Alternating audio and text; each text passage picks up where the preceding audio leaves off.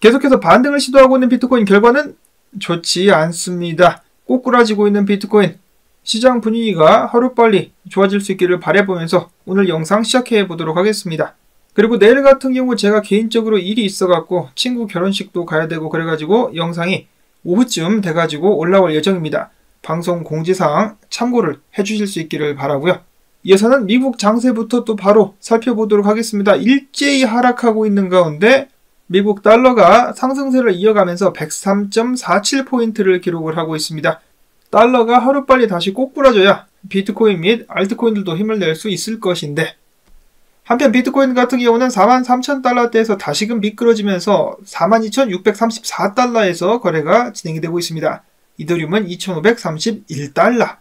와리가리를 계속해서 쳐주고 있는 비트코인. 어제 연준에서는 이번 달에 금리 동결을 예상한다라는 발언이 나오게 되면서 해당 소식과 함께 비트코인이 한때 43,000달러까지 올랐었다라는 소식이 나오기도 했었는데요. 일단은 미끄러지고 있는 가운데 페드워치 같은 경우는 다가오는 31일 열리게 되는 FOMC 미팅에서 연준은 다시 한번 금리를 동결할 것으로 예측을 하고 있는데 그 확률이 97.4%가 될 것이다라고 밝혔습니다.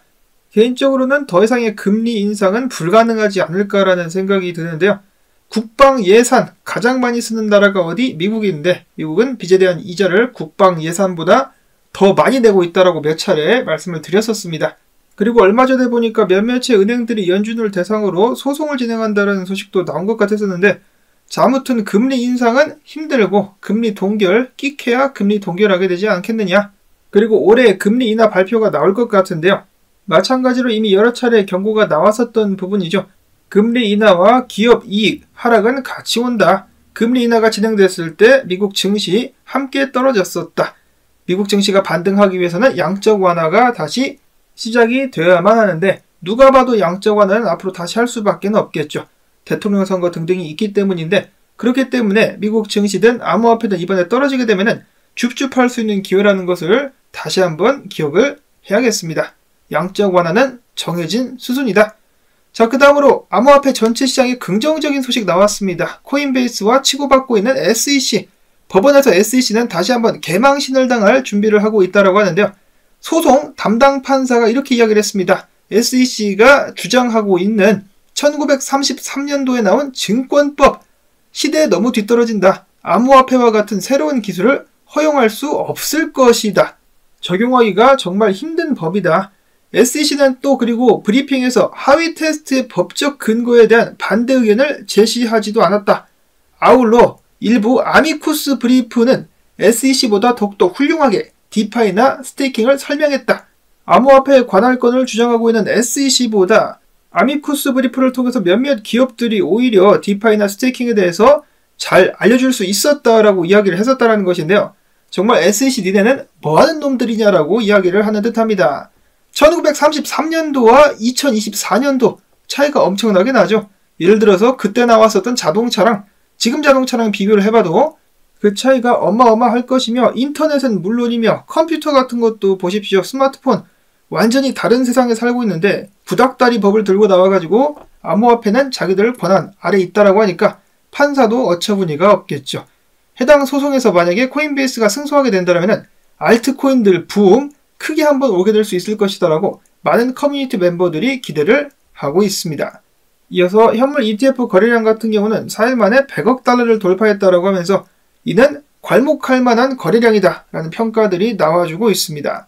ETF에 대한 장기적인 기대감이 상승하고 있는 가운데 경고의 목소리 또한 높아지고 있는데요.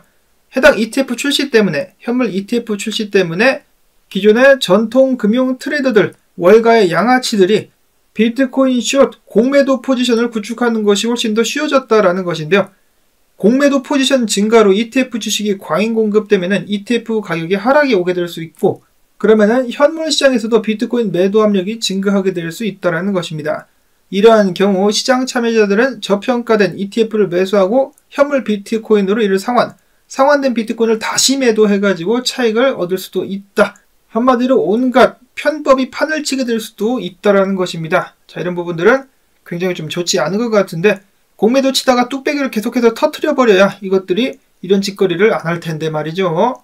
자, 한편 비트코인의 매도 압력은 지속되고 있다. 특히 그레이스케일 쪽에서 계속해서 물량이 넘어가고 있다라고 하는데요. 17일 기준으로다가 18,638개가 코인베이스 프라임으로 이동을 했습니다. 기관들 대상 거래소인 코인베이스 프라임으로 이동을 했었고, 그리고 오늘 기준으로 해가지고 그레이스케일 쪽에서 19,000개의 비트코인을 코인베이스로 추가 이동시키기도 했었다라고 합니다. 고마해라 많이 묵었다 라는 대사가 생각날 정도로 비트코인을 겁나게 던져대고 있습니다. 야, 진짜 적당히 좀 하자, 적당히 좀. 이어서는 분석 넘어가 보도록 하겠습니다. 달러의 지속적인 반등. 일단 달러가 저항에 부딪혔는데요. 달러가 저항 맞고 떨어지게 된다라면은 암호화폐 시장의 반등 힘을 실어줄 수가 있겠으나, 만약에 이것을 뚫고 올라가 버리게 된다라면은 굉장히 좀 난감한 상황이 펼쳐지게 될 수가 있겠습니다. 그래서 달러가 하락할 수 있기를 바라보고요.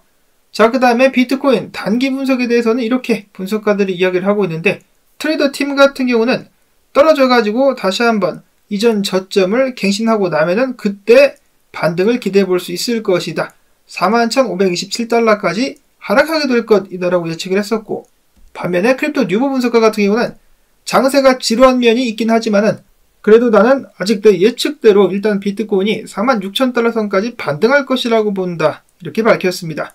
결국은 올라가가지고 유동성을 메꾸게 될 것이다 라는 것이죠. 계속해서 질질 늘어지고 있는 장세. 그나마 다행인 것은 비트코인 도미넌스가 빠져주면서 알트코인들이 하나둘씩 돌아가면서 펌핑을 보여주고 있다는 것인데요. 자, 일단 비트코인 도미넌스가 그 유명한 패턴 헤드앤숄더를 그려주고 있습니다. 해당 추세 지지구간만 깨고 내려갈 수가 있다라면 더욱더 많은 알트코인들의 상승 기대를 해볼 수가 있겠죠.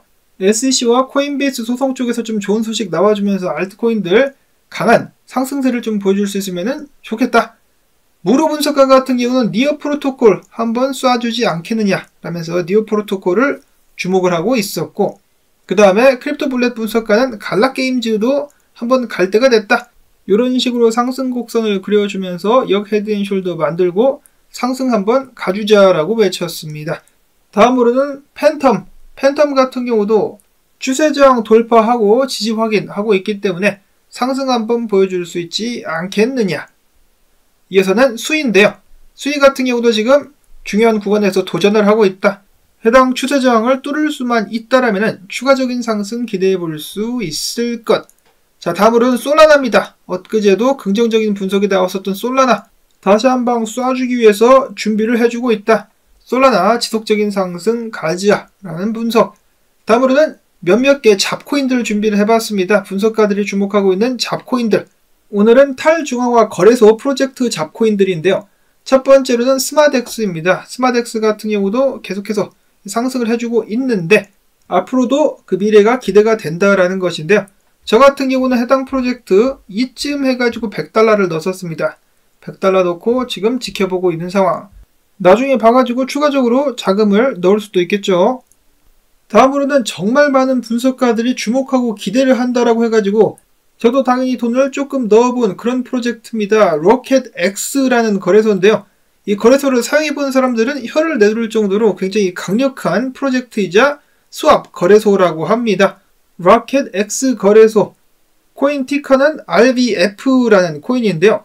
나중에 해당 거래소 한번 써볼 의향이 있긴 한데 체인 간의 수합도 굉장히 부드럽게 잘 된다 라고 하면서 칭찬 일색의 프로젝트라고 볼 수가 있겠는데, 코인 가격 같은 경우는 최근에 좀 빠지기도 했었습니다. 그래서 관심 있으신 분들, 여러분들께서 한번 알아보실 수 있으면 좋겠습니다.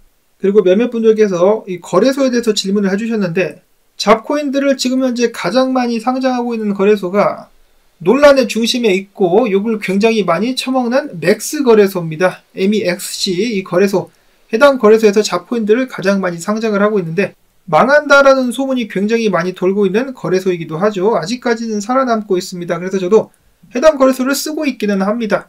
유니스왑을 통해서 매수를 하는 것보다 그래도 거래소를 통하는 것이 훨씬 더 가격도 싸고 편하기 때문인데, 불안한 마음이 들 때 코인을 그냥 출금을 시켜가지고 제 지갑으로 옮겨놓기도 합니다. 그래서 중간에 매수하는 용도로만 사용 중. 그래서 이 맥스 거래소랑 비트마트라는 거래소, 소형 거래소인데 이 두 개에서 잡코인들 상장을 많이 하고 있습니다. 밑에 링크를 걸어놓긴 할 텐데요. 필요하신 분들만 사용을 하시면 되겠고, 한 가지 노파심에서 말씀을 드리자면은 요즘에 거의 모든 해외 거래소들이 선물 거래를 지원하고 있죠. 레버리지를 통한 선물 거래 절대로 하지 마시기를 바랍니다. 99% 이상이 결국 돈을 다 잃습니다. 재미로 짤짤이를 칠 수는 있겠습니다만 진지하게 들어가면은 정말로 패가망신의 지름길이기 때문에 마진 거래, 선물 거래는 절대로 하지 마시기를 바란다는 경고의 말씀을 진지하게 다시금 드리면서 다음으로는 국내 소식 몇 가지 보도록 하겠습니다. 최근에 화제가 됐었던 네이버와 카카오 콜라보레이션, 카카오의 클레이튼과 네이버의 핀시아가 합체, 김치코인, 배추김치와 열무김치의 합체, 과연 뭔가 한따까리 해줄 수 있을 것인가 많은 사람들이 기대를 하고 있다고 하는데요. 핀시아 같은 경우는 일단 커뮤니티 측에서 이를 반대하게 된다라면 통합을 시키지 않겠다라고 밝히기도 했었습니다. 근데 아무래도 통합 가겠죠. 통합해가지고 뭔가 좀 가격 상승이라도 노려볼 수 있지 않겠느냐. 기존의 두 가지 메뉴가 통합되게 되면서 새로운 신메뉴가 탄생할 것인가, 아니면은 그냥 꿀꿀이 죽이 돼버리고 말 것인가 지켜봐 주실 수 있기를 바라고요. 다음으로는 국내 소식입니다. 한국에서 현물 ETF, 비트코인 현물 ETF는 거래가 안 된다라면서 금융위 부위원장이 이렇게 밝혔습니다. 금융회사가 암호화폐를 소유하는 문제가 발생하기 때문에 자본시장법에 위배될 소지가 있다. 그래서 국내에서는 현물 ETF 발행 및 중개가 불가능하다라고 다시 한번 못을 박았습니다. 증권사는 울상, 국내 거래소들은 씩 웃을 만한 그런 발언이라고 볼 수가 있겠고요. 다음으로는 훨씬 더 중요한 안건이죠. 금투세와 함께 암호화폐 과세 같은 경우 2025년 1월로 2년이 유예가 된 바가 있습니다. 근데 정부가 금투세를 유예하는 것이 아니라 폐지를 할 그럴 의향이 있다라고 밝힌 것인데요. 자, 그러면 공평하게 암호화폐 같은 경우도 세금 폐지해야죠. 한국은행 위원장이 인정한 비트코인 아니겠습니까? 부디 좋은 결과 나올 수 있기를 바라보면서 나온 정보들 여러분들께 도움되셨다면 광주뜻 가지야 광고 재생 및 클릭을 통해 가지고 토마토 채널에 시청료 주기 부탁을 꼭 드리면서 저는 다음에 새로운 소식 가지고 또 인사를 드리도록 하겠습니다. 안녕히 계십시오.